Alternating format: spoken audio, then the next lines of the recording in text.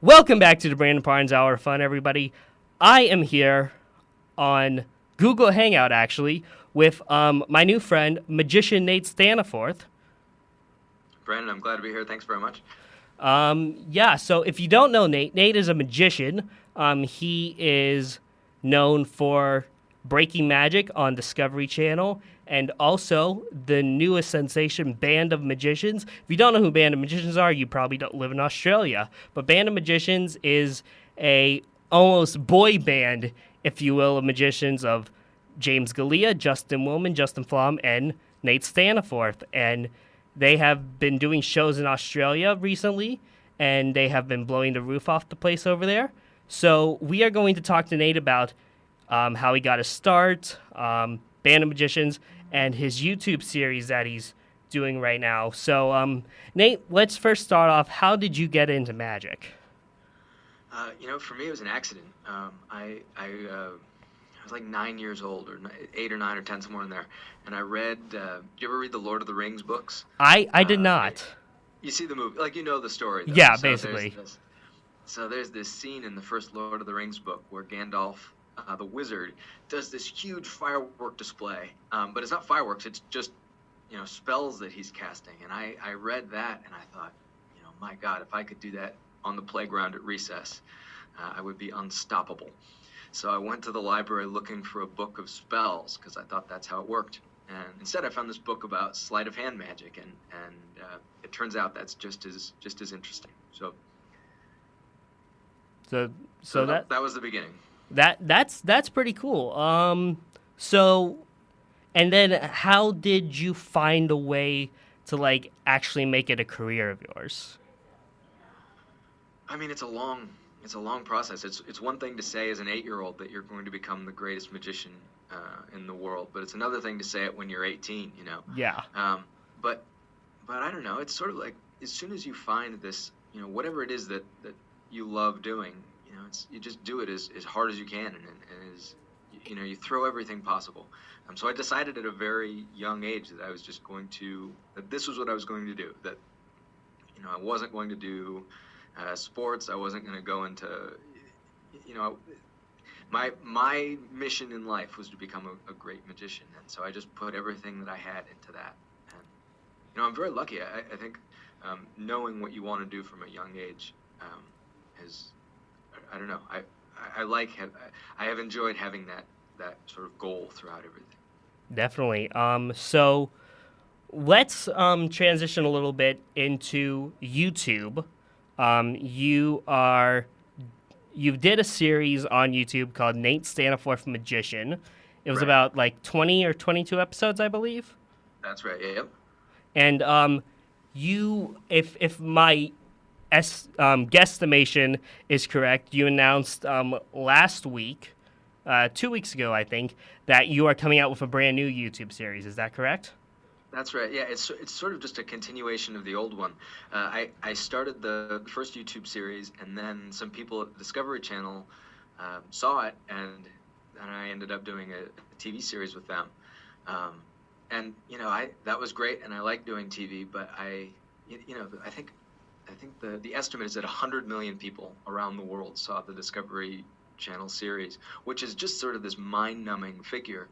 But what you give up when you do that is a great deal of control over the material that you're doing. And the thing that I love about YouTube is that you can come up with an idea on Monday, film it on Tuesday, and put it out on Wednesday. And I'm excited about the idea of sort of trading in the 100 million people for 1,000 people, or however many people are watching it, but being able to do work that's purely mine, and just sort of experiment and see what works and what happens. Quality over quantity. Yeah, I mean, there were amazing people working on the Discovery Channel series, and I am thrilled to have been a part of it, and I look forward to doing more projects like that. But I just I want to try as many things as I can. I'm very curious. I want to try TV. I want to try a web series. I like live shows. I want to just have my hands in everything and try to do good work. So I'm going to try YouTube for a while, and I'm very excited about that. We've got 2015 We've got videos planned throughout the year and into 2016 as well. So, so there's a lot of work to do. But what can viewers expect to see in this, say, second season of the series? So one of the things that okay, so let me just start at the beginning. So the last series ended in the middle of this travel series in India, where I was over in India exploring their tradition of magic. So the first, I think, 6 episodes will be finishing that story. And then, one of the things that's very popular on YouTube right now is this visual magic. And that's not actually, like when you go to my live show, it's more of it's not mentalism, but it's like street magic for 600 people at a time. Yeah. And I'm just excited about trying the sort of visual magic because I haven't done that before. And again, it's just sort of like a laboratory. I want to try things that I haven't done and question every assumption that I've made about, magic and being a performer and being an artist and what that all should look like. So. Yeah. So that's a long way of saying I don't really know what to tell them what to expect, but I'm excited about it. Well, I'm excited too. So right now I want to turn to one of your, I'd say, more famous illusions called the lottery illusion. Can you kind of explain for the audience what that is? Sure. So the goal from the beginning was to find a way to do basically a street magic effect for a theater audience, which is how I make my living as a performer on the college and small theater circuit in the U.S.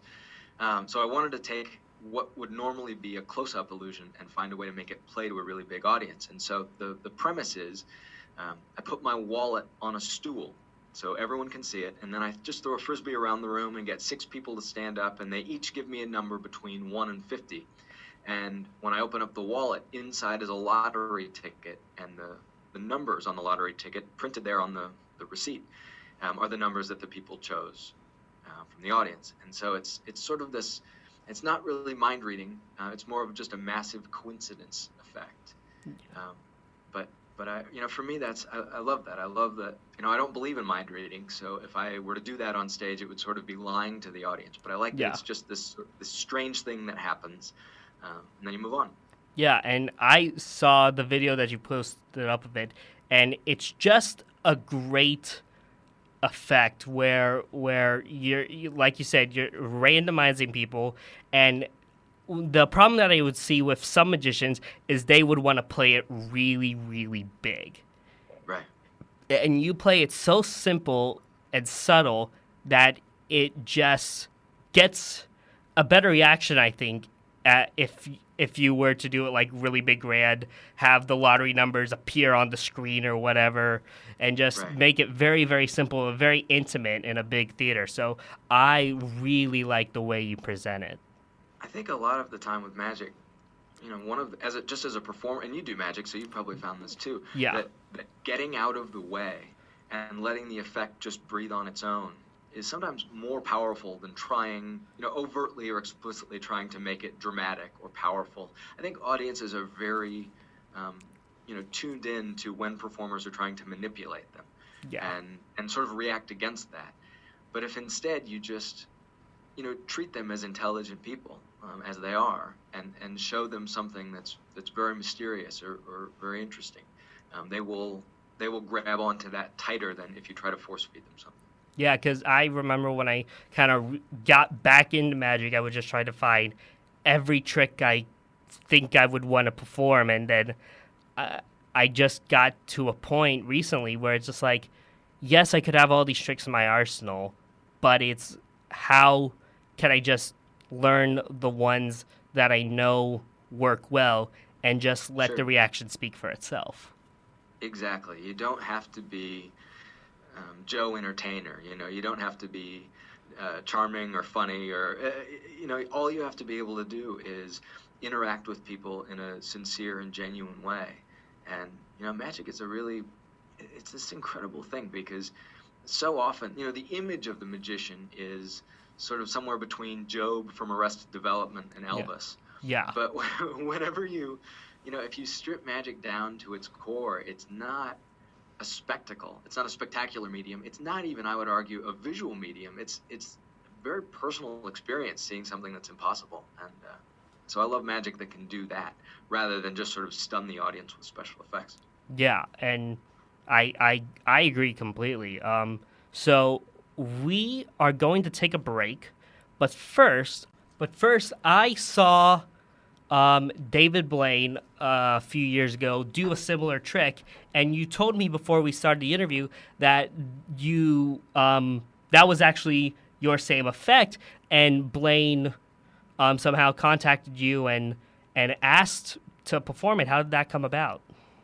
Yeah, so I was on tour at the time, and I got a phone call after a show one night, and it was Danny Garcia, who was the consultant for that special. And he said, "We saw your effect on YouTube, and here is David Blaine on the phone. Why don't you just talk to him about it?" And I was a huge, I still am a big Blaine fan. I think he's Actually, incredible. we're going to come right back and hear more of that story here on the Brandon Parnes Hour of Fun. Sorry to cut Nate off there. Welcome back to the Brandon Parnes Hour of Fun with magician Nate Staniforth. Nate, before the break, was talking about how David Blaine contacted him to perform his lottery illusion on his Dive of Death special. Nate, continue as you may.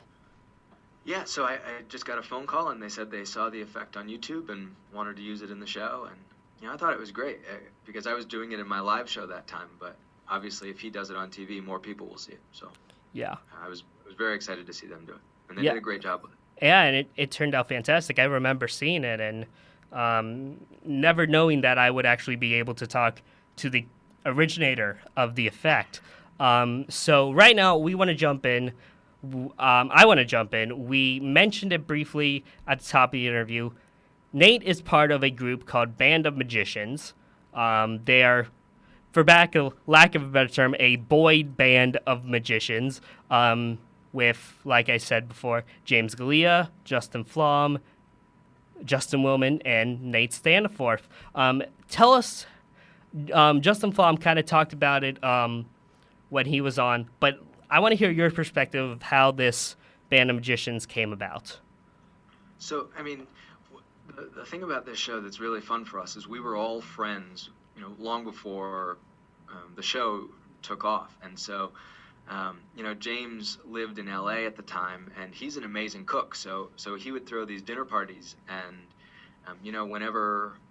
when you work in the entertainment industry, you sort of have to go to LA for meetings or for, TV things, or it's just sort of the center of the universe in that regard. So I was in Los Angeles doing a commercial for Delta Airlines, and James had this dinner party, and Flom was there, and Woman was there, and Galea, of course.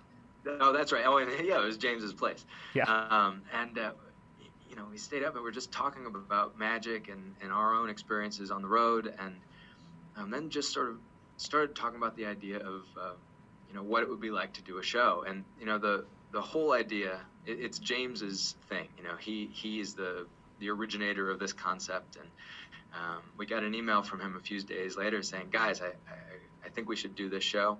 I think we all work really well together, and we should try to make it work." So it was a fun dinner party that sort of launched the whole thing. And there's like a 2.5-minute video on YouTube that kind of gives you a preview of the live show that was taken in 2014. And just from that 2-minute preview, it left me wanting more because it just looked amazing. And I remember when we interviewed Justin Flom a few weeks ago, he kind of told me about this great effect, and I'm not trying to squeeze anything out of you, which I'm totally not trying to do. But just kind of mentioning this effect where you make a piano appear, right. And James plays the piano, and you're doing some card effect on the other side of the stage, and the camera's on. There's a screen, and the camera's on your hands, and then all of a sudden it pulls up, and James is doing the card magic, and you're on the piano. Well, one of the things that's really fun about this show is that we're able to do illusions that haven't been possible before, just because when you have 4 magicians working together on stage, that's a different relationship than the magician and an assistant, or a magician and people helping backstage. And so we've come up with a lot of four-man pieces where each of us has a role to accomplish the magic, and I think we're able to do illusions that wouldn't be possible otherwise. There's this one of my favorite parts in the show, and I don't want to talk too specifically about the individual illusions, just because our plan is to do it in the U.S. at some point, and then obviously people will come to see it. But there's this piece where we're all sitting around a poker table and trying to out cheat the other guys, and that's something that it takes four magicians to have a crooked poker game like that. But it's certainly a good time. Yeah. So and you what effects, just talking about this past run, what effects did you do in the show? Yeah, so right now the show is about, I think half of it is each of us performing our 2 or 3 best pieces from our own solo shows, and then the other half of the show is collaborative material that we're all performing together. And so it's sort of, it weaves together the highlights from our individual sets, because for the rest of the, we do this for a month, but then the rest of the year we're all touring on our own, doing our own shows around the world. Yeah. And so, from those solo shows, you pull the best moments and you put those together with everybody else's best moments, and then you do the collaborative material as well. So, yeah. So it's a good balance. We're still trying to find the right balance between solo pieces and collaborative pieces.